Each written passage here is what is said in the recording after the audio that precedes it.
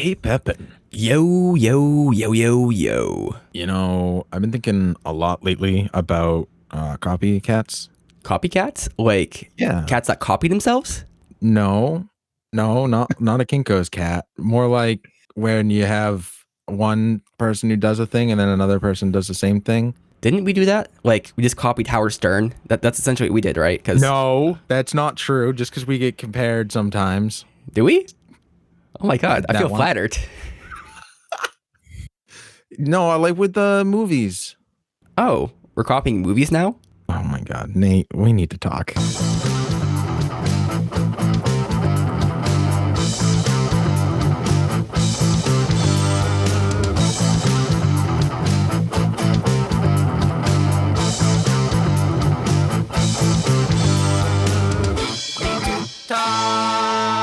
Welcome back. So glad you guys could join us. I am here once again with my best friend Nathan Pepin. How's it going today, Pepin? I am doing well. How about you, Meter? That was a lot of pageantry for saying that. I'm doing great. Thanks so much. Hey, I am awesome. And I am gotta be like flaring it out. No one's disagreeing with you. And we are joined here today by very special guests all the way from Canada, Dropbear and Panda from the Dropbear and Panda Save the World podcast of Destiny. How are you guys doing today? Awesome. Great. Thanks very much. How are you guys? Hey, doing well. So that is quite the name of Destiny. Like you guys are just like destined to save the world and I don't know, bring back the dolphins. Well, we still have dolphins. Have they left? What do you guys know down there? What have you done? Yeah, but we definitely save the world. We try to regularly. It's hard work. Yeah. So somebody's got to do it. Yep. Yeah. Try to bring all the good news and the good things to everybody because the world's not always a great place, but we try to bring fun and comedy to people, and that's how you save the world. Yeah. It's hugely appreciated because the world is literally on fire. It's Literally, true. yeah. So what you guys do is really good, and I've listened to a lot of episodes, and it's a great concept of both of you who are really personable and likable people to like listen to. It's just really enjoyable. I was listening to it while driving, and I'm like, this is just like a really like nice to listen to podcast. Aw. They like us. They really like us. Now, something that you guys had talked about. Well, one more thing real quick. So we right now when we're recording this, it is the 19th of September, and on the 30th of September, there's going to be the podcast awards put on. Yeah. And both of our shows were nominated for the podcast awards in a comedy category. Yeah. Crazy. Yeah. So we're mortal enemies. Yeah. Right. Let's fight. Until the 30th when Kevin Bacon beats us both. Right? Or Amy Schumer. But Kevin Bacon's is like Kevin Bacon, and it's produced by the creator of Funny or Die. So like, yeah, that's hard to go up against. So just to be nominated, I think is awesome. Well, we'll take it. You know, I think we're in great company, not just with Kevin Bacon, but with you guys. Oh, Amy Schumer. Yeah. I think the fact that like a tiny little podcast from Calgary actually like made it up there, I was honestly shocked, like very shocked. So literally the fact that we're nominated at all is absolutely outstanding, really. Yeah, we'll take it. And think about the marketing opportunities now just to say you were nominated alongside Amy Schumer. Right? Well, now we're going to go on tour, obviously. That's, yeah, we're going to open for them, or she'll open for us, or we'll figure it out. That's right. So now opening for the We Need to Talk podcast, Amy Schumer. And people are like, yeah, we know her, right? Wait, we know her. So something you guys had talked about on an episode somewhat recently that I was super, I thought was really interesting.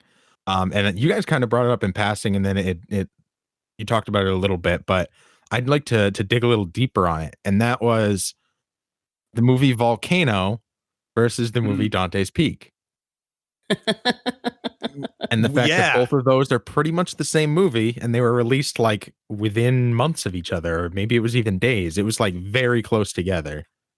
Yeah. And fine cinematic money well spent. Yeah. Great. and time well spent. But I think what ended up happening is they didn't actually tell the story that they wanted to tell in the first one. I have no clue what either of these movies are. If we get a little context here, are they both like made by the same director or something, or are they like two separate movies? I do want to start with this, Nathan. You tell me what it's about. Oh, okay. What do you think Volcano's about? So Volcano is going to be about a volcano, and essentially, ding, ding, ding. Hot damn, he's good. There's a tribe by the sea who is, say, surrounded by this volcano because they're living inside the volcano. The volcano is about to explode, and it's going to destroy them all. And then the second movie, Dante's Peak, is kind of the same thing, except, you know, they're inside the volcano, Like, so they have to live again. But, you know, if you think about it, if you're inside a volcano or versus you're inside a volcano, it's kind of the same thing, which is why it's the same storyline, if I was to assume. It's like a rushing and nesting dolls of volcanoes. Inside that volcano was another little volcano. I think that's a Super Jail reference. It is a Super Jail reference. I mean, you're right. It's about volcanoes. It really is. Think of the danger there. So much liquid hot magma. They're both about volcanoes for sure. And volcanoes exploding, you know, the generic. But Dante's Peak came out in February of 97, and Volcano came out in April of 97. What a year. What a year for volcanoes. Right? Finally getting the mainstream attention they've been missing. Yeah. So I think it's super interesting. Like, why would something like that happen? So you think maybe like it's a one-off, right? Like, oh, well, they just happen to like, that's sometimes the planets align. No, this happens all the time. Well, it's true. I mean, is the fact that we're discussing this because the movies are so similar, like, is it both like they're trying to escape from this volcano or something like that? Or is it just that they're both about volcanoes? Because, I mean, you can have like two movies in the same year about space, but it doesn't mean like there's that like conspiracy there. No, but they're so similar. It's like, what was it? Armageddon and Deep Impact came out either the same year or within a few months of each other. And they were both about meteors about to hit Earth. Yeah. And a ragtag team of misfits that saved the world. Yep. Not unlike ourselves. Oh, you're the Deep Impact of podcasts. We gotta write this shit down. Deep Impact. Yeah. So Armageddon and Deep Impact both came out in 98, and the plots of them both are: an asteroid threatens all human life on Earth. Only a team of plucky and suicidal heroes can save us now. Yeah. That's the exact same plot for both of them, or at least in the same year, which is crazy. Yeah. And I don't know what studios they were, but they weren't the same. No, right. No, I couldn't say.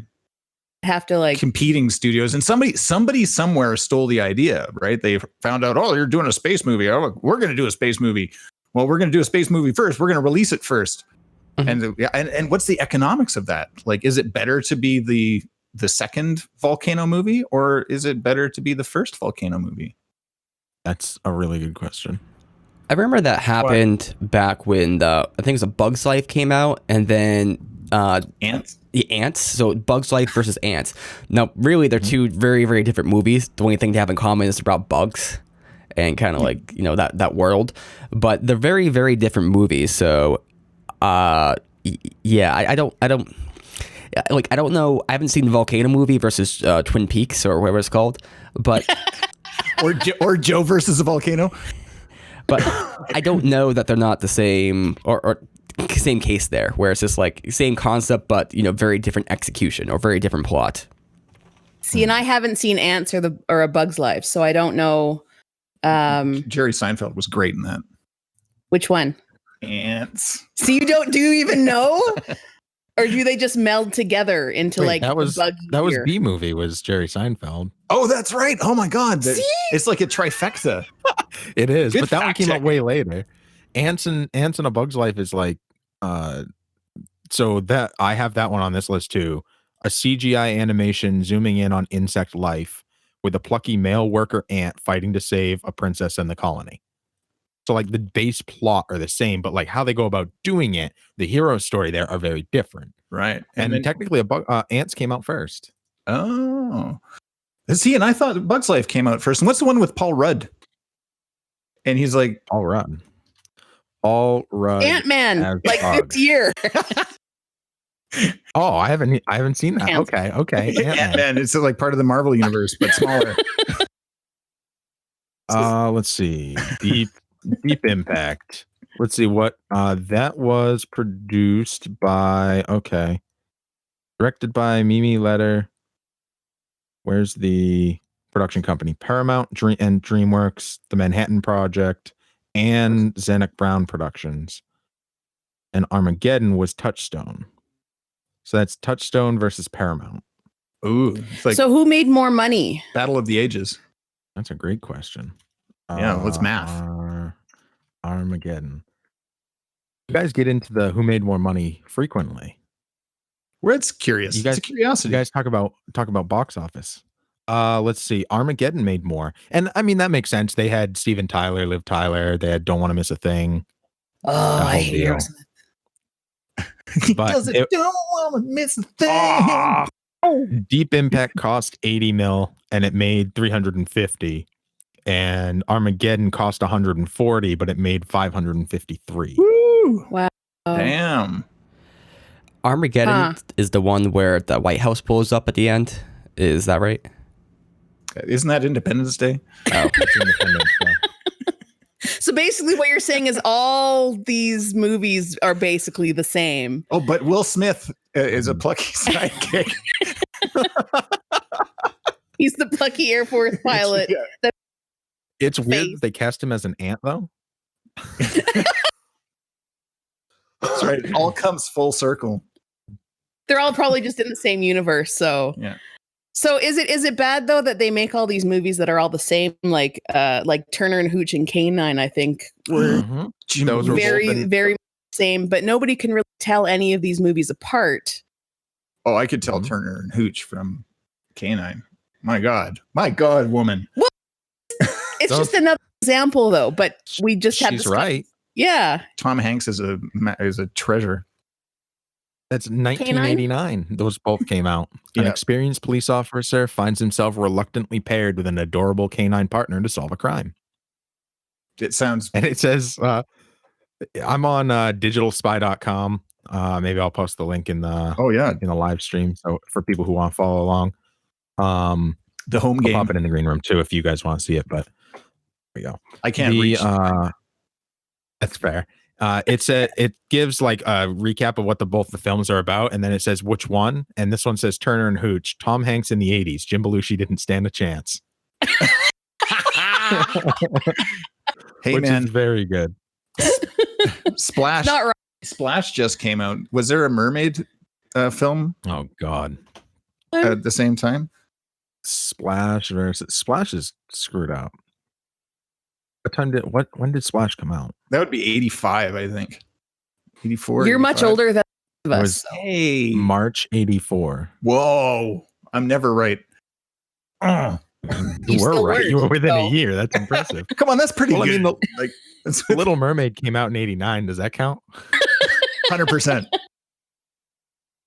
It's like related to Splash, The Little Mermaid, and then it's all Disney movies.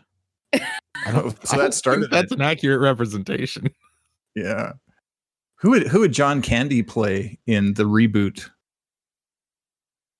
What? In the reboot? Yeah, he was in the reboot of Splash? Yeah. Sick. These two probably haven't been born yet, so wait, no, I'm confused. Tom Candy's dead. Yeah. So John who would Candy. Play him? John Candy, famous Canadian comedian. So how would he play somebody in the remake? CGI? No, who would play? Oh, who would take his place? Okay. Yeah, who would take the mantle? It's hard to say. Bobby Moynihan. I don't know who that is. He's the guy, the Bobby from SNL. I don't know. I'm terrible. Fair enough. I don't watch SNL. No, we've lost Nate. We only watch Moose. I am so lost. So who's going to replace John Candy? John Kerry, of course, is a similar name. Did you just say we only watch Moose? We only watch Moose on the CBC. Let's see if we can get that channel. We only Just watch Buzz. Moose is my new favorite quote. It is really funny. With the stereotypes, Yeah, that's what we do. So Yeah. Sure. 1999 had The Matrix, and just for anyone watching who hasn't figured it out yet, we're gonna have spoilers here. And For movies from like 20 years ago. and that same year, a movie called Existence came out.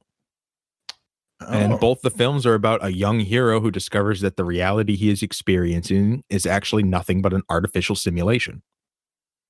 Damn. Was that exist? Yeah. I think yes. I think it was pronounced Existence, but Okay. I never I've watched seen it. I tried to, and I think The Matrix spoiled everything for me because it was so except for Keanu Reeves. Oh my god, I love him. He's a national treasure. It's a different conversation. was more of the Matrix was more a Hollywood version. Existenz was a more David Cronenberg kind of version. Yeah. Existenz way more fucked up. More cerebral for sure.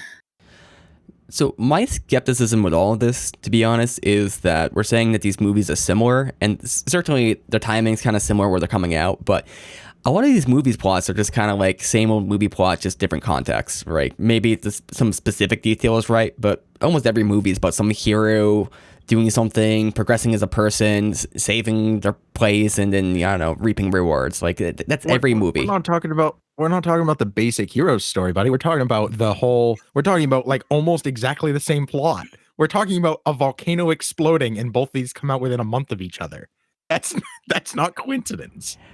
Okay, so I think there's definitely some marketing stuff there going on, right? Because one movie is trying to capitalize on the, like, say, the mimetic pull of the other, but I don't know how big of a thing that is. Like with the Matrix, like the whole Matrix story is like just a story that's been around since Socrates or rather Plato with the his theory of forms and the Plato's cave and everything. So it's just another rehash of that story. I guess like they saw the Matrix was coming out, or whoever initiated it first. I think probably the Matrix initiated it. But then these other people like, okay, hey, they're doing the story. Let's do the story. Capitalize on the money there, or the little fame. See if we can't do it better. How many stories are there? There's 5 or 7? 7 stories ever told. That sounds about right. What are all 7? The first is just like hero. There's the Overcoming the Monster. There's Journey and Return. There's comedy, tragedy, rags to riches. There's what are the other 2? Journey and Return, rags to riches. Quest, and I forget the last one. Right. But those are the 7 basic plots. Rebirth, tragedy, comedy, quest, rags to riches, and overcoming the monster. Yeah, the 7 basic plots. Mm-hmm. Archetype. Right, and these are kind of like general plots, like the story of Star Wars is like a coming of age story in large part, and kind of saving from the monster. Yeah, and you have different plots that overlap. You've got you can have a journey and return, thing where you're going to get something and bring it back to their village, but at the same time, you could be overcoming the monster. You can meet somebody who's also on a quest to, whatever. All these little overlaps are all the hero's journey when it comes down to it. You just went 8-bit, Nate. I went 8-bit. Nice. Yeah, totally 8-bit. It's awesome. It started talking about the Matrix, and all of a sudden we're like, oh shit! Wachowski's Nate suddenly gets like digitized. Yeah, it disappears before our very eyes. Go in. Don't answer the phone, Nate. Answer the phone. But I don't think talking about the archetypes, but like I did some Google foo of my own. Babe and Gordy both came out in 1995. What are the odds that two pig movies come out in the same year, pretty close to each other? Never saw Gordy. It's a movie. So one of them probably came out. One studio heard that another studio is putting out a pig movie, and they were like, that sounds great. Kids love pigs. Right, because we're going to steal that and either ride on the coattails or try to put it out before the other guy does and steal all their money. They couldn't get the rights to Charlotte's Web, so they, totally went their own way, rewrote it. Or kneecapped and murdered in an alleyway, and a script was stolen, and I don't know. I mean, it may be even less like nefarious than that if we think about it, because like, how does a script get picked up? I think someone writes a script or a concept and then starts pitching it to movie studios to try and get picked up. Let's say two are in a bidding war. One wins the bidding war. The other one's like, well, we're still going to do it. We'll just write our own. We just need to make it a little general concept different. Yeah. I would still love to think that someone got murdered over the Gordy script, though. Totally. Yeah. Just you guys have make bacon out of you. Someone got murdered over the script for Gordy. It's like, no. He's in an alley. Little pink tail just twitching. Not the pig. Should have given us the pig. There has to be some sort of joke about bacon bits in there somewhere, though. And you find an apple in your bed. Like on your pillow, your guy wakes up. Terrible. So the Matrix came out March 31st, 1999, and you said it's Existenz? I believe so. It came out April 19th. Literally 19 days between these two movies being released. Wow. It's super, super interesting. Existenz was the art house version, I think. Yeah. Was that movie any good? I remember being very confused by it. like a Cronenberg film, yeah. Yeah. But I forgot it existed until you just mentioned it. That's pretty funny that you forgot Existenz existed. Wow. 2002, Liberty Stands Still versus Phone Booth. Oh, with Colin Farrell. A morally compromised professional caught up in a secret affair finds themselves trapped in an open but a deadly phone call with the person on the other end being a sniper with an axe to grind. That is like absurdly specific. Yeah. Well, I saw Phone Booth because I was fascinated by playing an entire movie like in one location. But I never saw the other one. Never even heard of that one.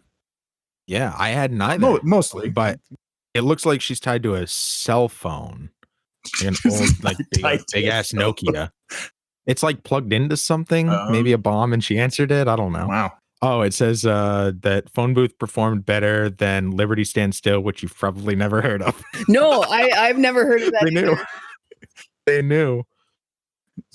But as far as corporate espionage goes for movies, you guys familiar with the story of Pluto Nash? No. Huh? Yeah, it's terrible. It is absolutely terrible. It's a god-awful movie. Don't see it. I know I need to. It's widely considered the worst movie ever made. And as far as box office goes, it is. Huh. It is the worst movie ever made. Wow. Like, talk me about $100. It cost $100 million to make, and it made $7 million. Total box office. What a heartbreaker. They took a $93 million loss on the Adventures of Pluto Nash, the Man on the Moon. But the story behind that, I can try and break down as best as I remember it, is that they had this script and they were like, okay, we're gonna make this movie, and then somebody broke in and stole it. So then over the course of like 10 or 15 years, they tried to like recreate and rewrite this story, and it just kept getting traded between writer and writer and writer and writer, and then director and director and director, and it just got like to be a shit show. And then they're like, we dumped tons of money into this. We have to put something out. So they did, and it is really bad. Really? Gordy, we find out, stole the Pluto Nash script. It's possible. So the issue there was that they were trying to recreate the script they had, not trying to make it different. Like they lost the script and just didn't have what they had written down. Like, okay, let's try to make this what it was, and then they just couldn't, essentially. Well, who knows? Maybe the original script was even worse. There's always that possibility. Can you guess its Rotten Tomatoes score? Is it? It has 90 4. official reviews. It's 4. 4%. That is a really good guess, Panda. Holy crap. Nice. Didn't the Emoji Movie get like 0% Rotten Tomatoes? I mean, that deserves it though. That's just like the most blatant corporate disconnect between actually understanding what people want and trying to make money. Oh yeah, I really want to see. It's at least Pluto get any Nash mercy. now, though. Do you remember any famous lines from Pluto Nash, Pepin? No. It's more like an aesthetic style than anything. It's like if you see the movie looks like itself. Let's see. The critical consensus states The Adventures of Pluto Nash is neither adventurous nor funny, and Eddie Murphy is on autopilot in this notorious box office bomb. Oh, I don't want to see it. I want to see it. No. Joe Layden is one of the few critics to give it a positive review, calling it, quote, a prodigious popcorn flick that may be the most undeserving victim of critical overkill since Town and Country. Oh, man, I don't remember Town and Country either. See, we've made short films, and not all of them have been good. No. And I actually really feel for Yeah. films like that have put their heart and soul in things and have had things, stuff stolen. And I mean, not everything can be good, but that's gotta. He is good. Eddie Murphy is good. I think that's like a lot of people would agree with that. Who's Joe Pantoliano? So Joe Pantoliano is in the movie, and he said about the movie's reception, you usually can't tell when a movie is going to be shit, but on that one you could. Oh. And he ends it by saying, I was surprised it turned out to be better than I thought it was going to be. So he signed up, saw this. He must have signed up not thinking it was going to be shit. Well, And then while it was filming, was like, what a. but you payday, Signed right? up for a payday.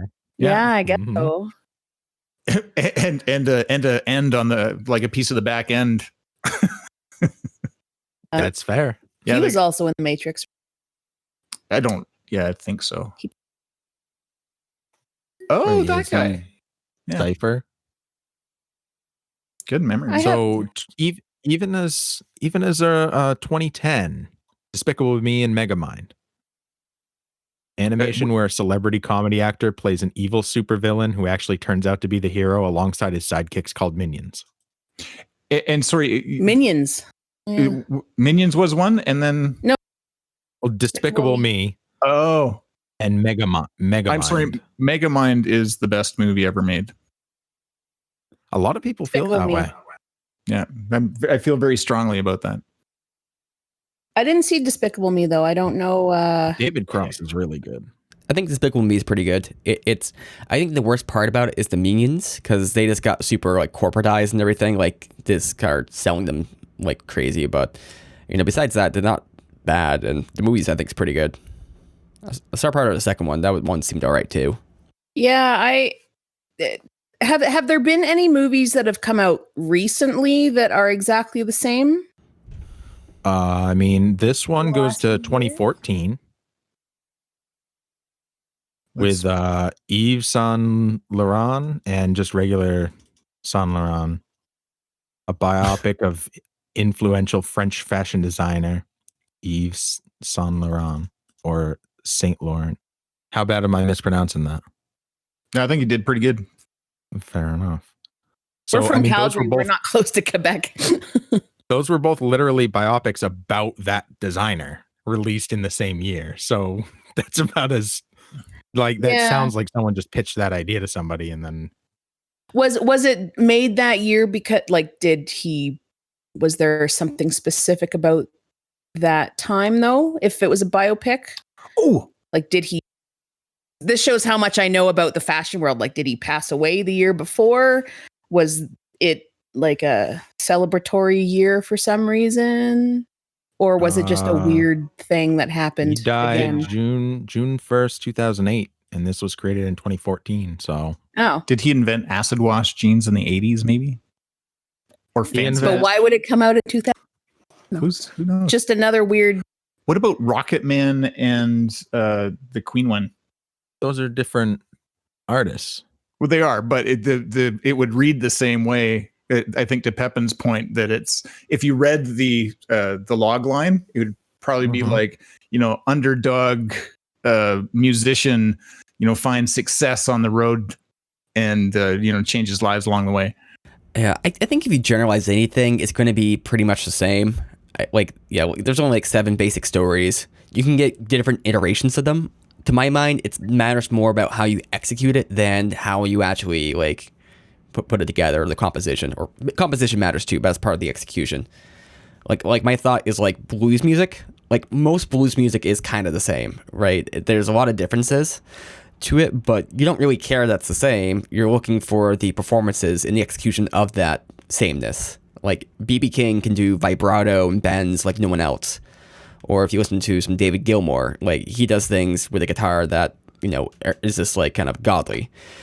And so what I kind of look at the music for is, honestly, I tend to listen to music that's more unique, kind of more prog, but even with, say, some of the more popular stuff, people are looking for that kind of connection with the person as opposed to like the actual thing itself. Like there's a million songs about love, but what matters is that this song about love connects to you because of the way they kind of convey it.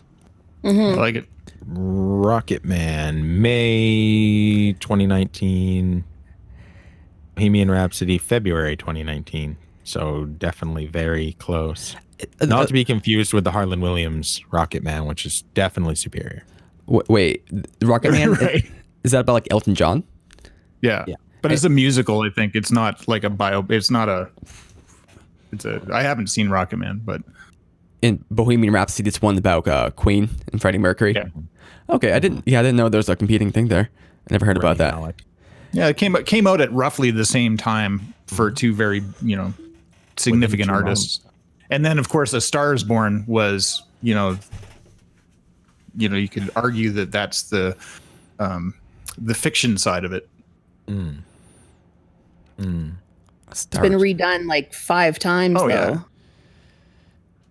True. And I love that when a movie like just keeps getting rehashed, the same movie over and over and over. Like we're gonna definitely get it right the 5th time. Good every time. Yeah. Like The Italian Job. I haven't seen that one. Is that about sandwiches? Yes. The Italian Job, Subway.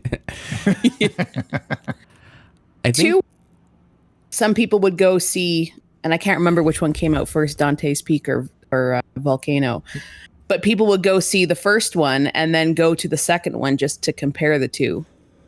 So one might actually end up helping out the other. But That's true. I mean, if one made way more money than the other, then that theory probably doesn't really hold up anyway. Yeah. Something I want to see is like the same like movie about a historical piece. Like say it's about the Napoleonic War or something with like World War II. I want to see 2 movies released at the same time about the same thing. Like maybe 2 movies about Winston Churchill or 2 movies about this. And that would be kind of funny because you see these 2 different takes of like a historical event and historical figures. Like from 2 different opposing viewpoints. It could be the same viewpoint. Like maybe they're both trying to portray this person as a hero or this thing, but just kind of 2 different viewpoints. Like it's one thing to see like things from like say a movie about World War II or some like let's say the storming Normandy back in the World War II in 1945 I think it was or whenever it was, but one thing to have a movie about that in say 70s, then another movie about that in the 90s, but it's another thing to see that both in like the same year or same time period because you can see both that culture's kind of view of that. Well, I think sort of to your point, not exactly what you're saying, but The Darkest Hour and Dunkirk came out within the same year, and Dunkirk came out about actually getting people off the beach, and The Darkest Hour was about discussing how to get the soldiers off the beach in Dunkirk. It was all based around the same moment. One was all about the parliamentary system with Churchill, and then the other one was about actually what happened on the beach. And I don't think they were the same studio, but again, happened around the same year, and it was actually really fascinating for me to see the same story take place. I don't know. Yeah. It actually worked out quite well when it came out all at the same time. Yeah, to your point, Pepin, almost exactly. One moment in history from two different viewpoints telling the same story. Yeah. Pretty interesting. Yeah. If you haven't seen them, you really should. They're fucking great. And what was it? The actor who played Churchill? Gary Oldman. Gary Oldman. Holy crap, what a transition. Yeah. God damn. That guy's very good. Perfect World Pictures and Working Title Films was The Darkest Hour, and Dunkirk was Warner Brothers. Kind of on a separate point, but it's also interesting to see like movies about the same book. Like there's that Lord of the Rings movie made back, like the animated one, and then there's like the Peter Jackson one, and they're like totally. I mean, they're way different as far as like when they're released, so there's that aspect to them, but it's just kind of interesting to see how both of them take the story and kind of like convert them into different things. And the same thing with other movies too, like movie remakes of like stories. I guess you could consider like Aladdin to be that. Shining, because you have like the animated version of Aladdin, but then you have the remake of the animated version of Aladdin, which is with real people, and that's kind of different. But you know, it's all coming from Lion King. I heard that one was terrible. Yeah, I heard that too. My girlfriend went to see it like in the theaters by herself, and she was like, "I'm like, how's the movie?" She's like, "Oh, it was all right." Yeah, when you start off with, I guess the biggest issue with that is that they have like almost lifelike CG going on, and the problem is they kept it too lifelike. So you have like these like real lions trying to like emote, but they're doing it with like lion faces, so they can't do it. So that's weird. You don't feel like any connection to any of the characters. Like cats, but worse. Cats and New Lion King. Do they come out at the same time? No, I don't think so. Oh, they should do the Lion King as the Cats people, though. Lion King. Yeah, I like it. I used to watch TV, and this like commercial for Cats, the musical, would come on. It's like, buy it now, and this kept on going on, and it was disturbing. Just how they're dressed up and everything. It creeps me out. Are we talking about the new movie that just came out? There's a new movie. Oh God. Oh, the one that came out last year, Cats. You don't know about that? No, I don't pay attention to movies, as you guys can tell. There's a cat butthole cut where they actually had buttholes in the cats. Yeah, what do we? Outstanding. But these are people dressed up as. I'm confused. Yeah, like Judi Dench is licking herself. It's outstanding. Yeah, she does lick herself. Man, you are selling full podcast episode on the Cats movie review. It's brutal. It's okay. Yeah. I need to get this straight though. But so they're real people playing cats, kind of like the original movie or original musical, right? Like the dressed up. Yeah. Massive CGI. It's the musical, but it's yeah. But they like have buttholes on the costumes. Yeah. Yes. Mm-hmm. But they're all CGI'd, but they're people, but they're cats. Like the musical, you have to just internet this. Yeah. You know how Pluto Nash was the worst movie ever? Mm-hmm. This is more so. This is the worst thing you'll ever experience in life. This had a lower budget, 95 million, and it boxed office 75 and a half. Oh, and it was a struggle. They fought for people went to see it because it was so awful. Yeah, that kind of circles around then. Yeah. That's fair. That's fair. We went to see it because listeners like begged us to, so we would do a Cats movie review on our podcast. And didn't we live stream you?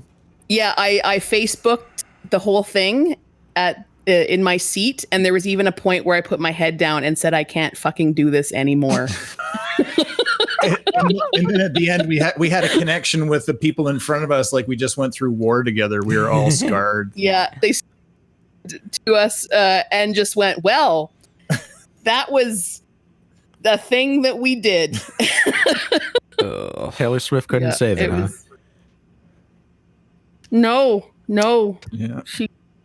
It was, yeah. Do yourself a favor and either watch it or I'd say rent a theater and see it on the big screen if you can. If you have the financial means, play it on the side of a building. Do it. Save yourself. I don't know the last time I've seen a movie that was just so bad that I had to like walk out. Like I try to avoid watching movies to the most part, unless like it's really going to be a good movie, because it's just a lot of time. But it's like kind of guys what you're saying. Is sometimes they're so bad, and this just takes so much to get through. It's just like I'm trying to think of one terrible movie like that. There was a movie I saw. It wasn't like that bad of a movie, but it just took forever to get it going, and it's just kind of like just getting really frustrated. And that one I was about to walk out of.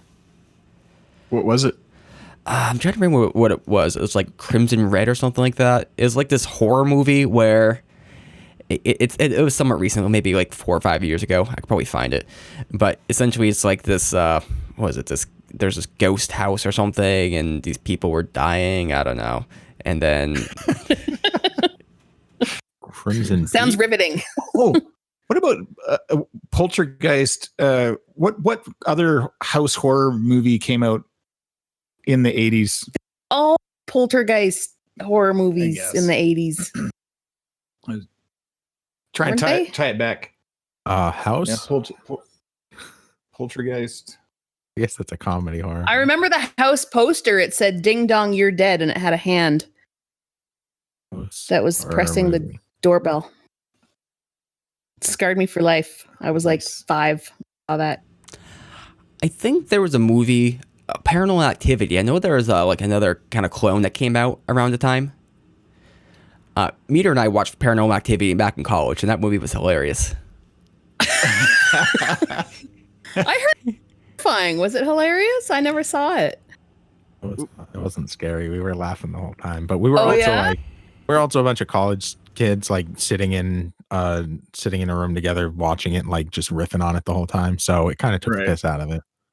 See, and I wasn't scared of the Blair Witch Project, but I was one of the odd ones out on that one. But the way I described that movie, the Paranormal Activity, is that it was like a porno that just wouldn't start.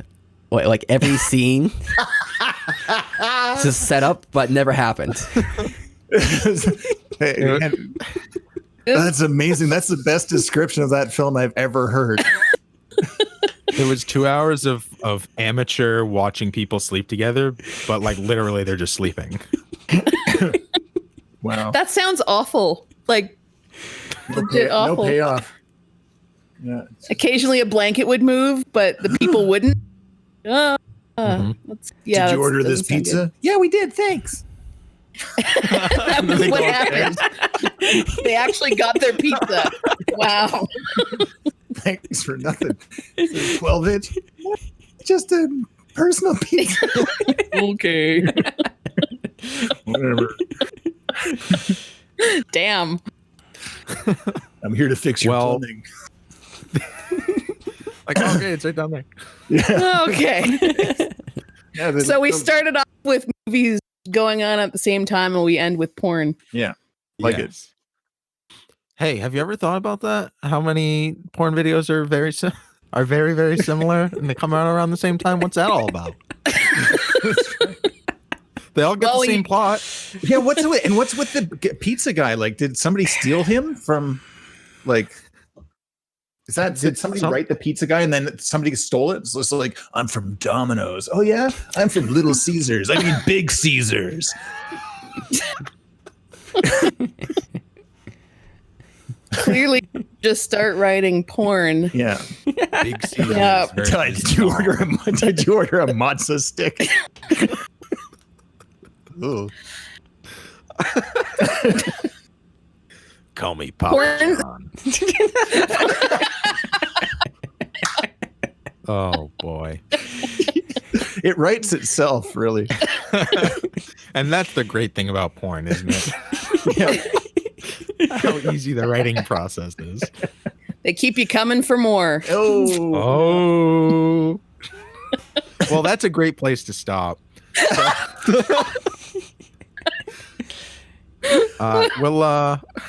We'll stop there, have a refractory period, come back. So thank you guys so much for coming on the show. We'll never be asked back. Did we get kicked out of America again? Damn it. You guys are a heck of a lot of fun, and your show is too. So I highly suggest it. Wherever you guys listen to this show, head on over and type in Dropbear and Panda, and you will find Dropbear and Panda Save the World. Very, very highly suggested by me personally, and you guys are going to love it. So thank you guys so much for coming on, and best of luck in the awards show. Thank you, thanks, you too. Likewise. I hope you guys win with us. We tie. Me too. I hope they just play all of the video packages like on top of each other, so they're layered. So no idea what's going on. Awesome. Thanks, guys. Hey, Nathan, tell me, what was your favorite ant-related movie?